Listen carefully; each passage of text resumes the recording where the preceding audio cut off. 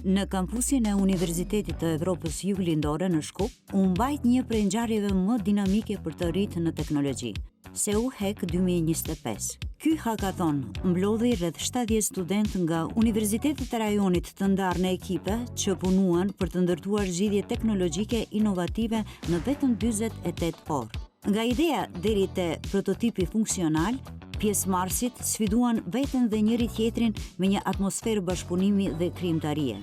Ngjarja u organizua nga N4-ori me ideator dhe lider Driant Rashidi, që po ashtu është edhe kryetari i Parlamentit Studentor pranë këtij universiteti. Në 4-ori dhe bashkëpunimi me kolegët të Parlamentit Studentor, organizuan një hakathon 3 ditor ku pjesëmarrësit ndërtuan zgjidhje teknologjike. Kjo ngjarje u pasurua edhe me prezencën e profesorëve dhe mentorëve nga fusha të ndryshme, të cilët udhëheqën ekipet gjatë gjithë procesit si dhe me juri profesionale. Qëllimi i kësaj ngjarje ishte të nxjisë inovacionin, bashkëpunimin rajonal dhe angazhimin aktiv të studentëve me synimin që SEUHEC të kthehet në një platformë ndërkombëtare dhe traditë vjetore në Universitetin e Evropës Juglindore. Këtu e kemi edhe liderin dhe ideatorin e këtij projekti, Driant Rashidi. Përshëndetje, Driant. Përshëndetje dhe faleminderit që keni ndarë kohë. Mirë, Driant, më trego rreth organizimit, nga kush organizohet kjo ngjarje? Po, kryesisht iniciatori i parë i këtij aktiviteti jam unë, si nënkryetari i Parlamentit Studentor në Universitetin e Evropës Juglindore, Tetov dhe Shkup, në bashkëpunim me organizatën në 4 orë, dhe më vonë edhe me mbështetjen e kolegëve nga Parlamenti Studentor. Sa studentë në përgjithësi do të marrin pjesë dhe në numëro disa nga universitetet? Po, gjithsej domethënë jam pjesëmarrës rreth 100 studentë nga vende të ndryshme.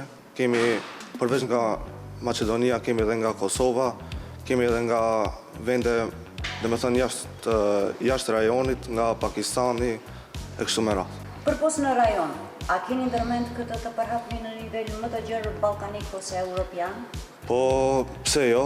Domethënë ideja ose synimi kryesor i këtij hakathoni, domethënë nuk është vetëm një aktivitet teknologjik, por është edhe një hap i rëndësishëm drejt forcimit të bashkëpunimit studentor për cilë inovacione të reja dhe për ta aktivizuar atë angazhimin studentor, edhe në të ardhmen mund të jetë domethënë si një platformë ndërkombëtare, pse jo? Është një ngjarje me frym garuese. Keni juri apo fituesit shpallin nga vetë? Po, ky aktivitet ka karakter garues, domethënë. Gjatë këtyre 48 orëve, studentët sfidojnë veten duke punuar dhe koduar për një temë të caktuar, dhe në fund juria do të zgjedh fituesit e vendit parë, 2, 3, juri profesionale drejtuar nga Artan Luma, Azer Aliu dhe Vlora Ademi. Të faleminderit shumë, Driant, dhe të urojmë shumë suksese. Ju faleminderit edhe juve. Një lider me vizion të qartë. Faleminderit.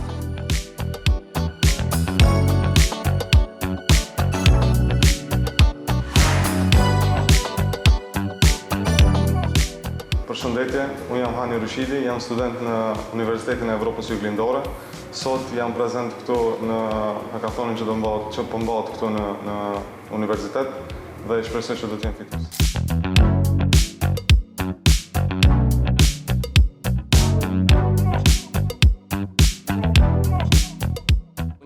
Drizi, student i Universitetit e Evropës Juglindore në degën e shkencave kompjuterike, gjithashtu pjesë e Parlamentit Studentor.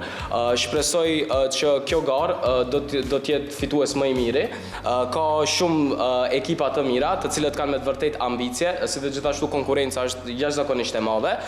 Besoj që do të jetë fituesi ai, domethënë, të cilin juria do ta zgjedh, dhe normalisht ai i cili e meriton.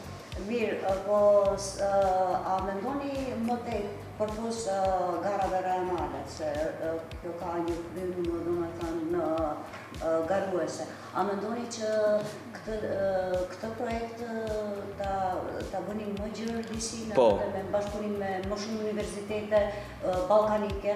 Ne në këtë hakathon, domethënë në këtë edicion të hakathonit, ne gjithashtu kemi studentë edhe prej shumë universiteteve të ndryshme, si dhe shteteve të ndryshme të Ballkanit, si Maqedoni të shtetit tonë, domethënë Kosovë, si dhe shumë shteteve të ndryshme në Ballkan, mirë po edhe më larg Ballkanit, si Pakistan, Algjeri e kështu me radhë. Ne definitivisht për hakathonin e ardhshëm, për edicionit e hakathonit të ardhshëm, dëshirojmë që ta zgjerojmë ende më shumë me një lokacion ende më të mirë ku shumë studentë të ndryshëm do të kenë mundësi të aplikojnë, si dhe do të jetë disi një pjesë e hakathonit më e gjatë.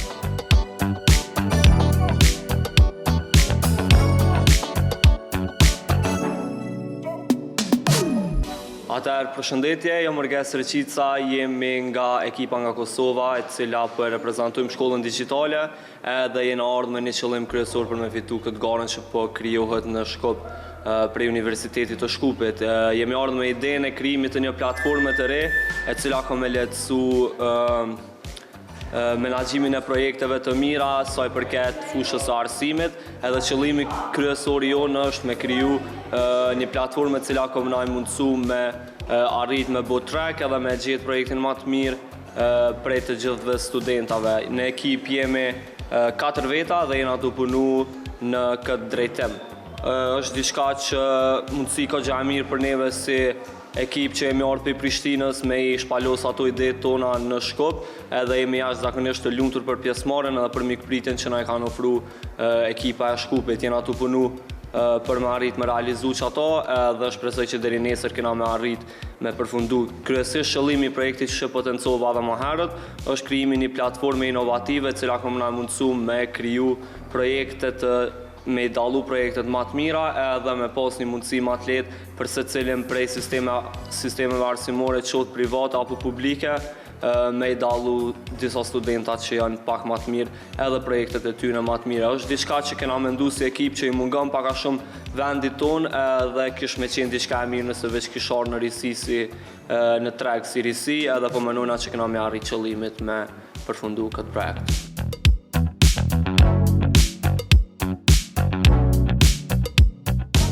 Si ndjeni të jeni pjesëmarrës në këtë projekt? Ndihem shumë mirë dhe falemnderuese që mund të marr pjesë në hakathonin e vitit 2025, e organizuar nga kampusi i Shtulit. Është me të vërtet një eksperiencë që mendoj se çdo kush duhet ta përjetojë, jo vetëm që do të mund të ndërtojsh një projekt shumë interesant që ndoshta do të ndryshojë mënyrën se si bëhen gjërat dhe edhe jetën e dikujt, por bësh edhe shumë shoqëni dhe me të vërtet është një përvojë shumë e mirë. Të faleminderit shumë dhe suksese të më të tjeshme. Faleminderit edhe juve.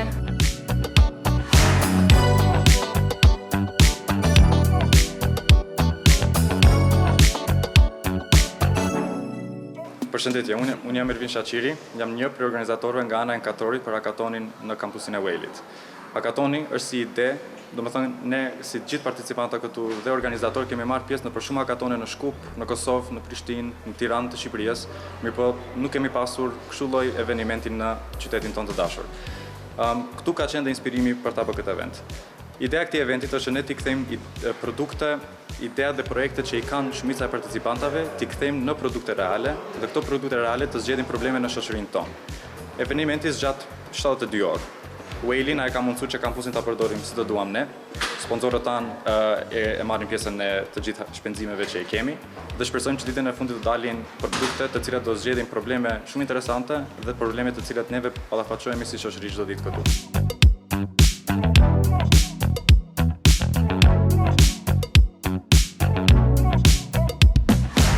Përshëndetje, unë jam Bjorn Mazemi, pjesë e Parlamentit Studentor në Universitetin e Evropës Juglindore.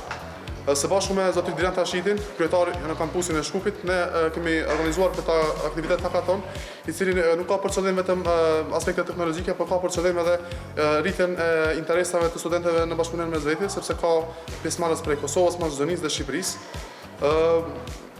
Secili garon për çmimin që sponsorat tona kanë sponsorizuar dhe shpresojmë të fitojmë më mirë.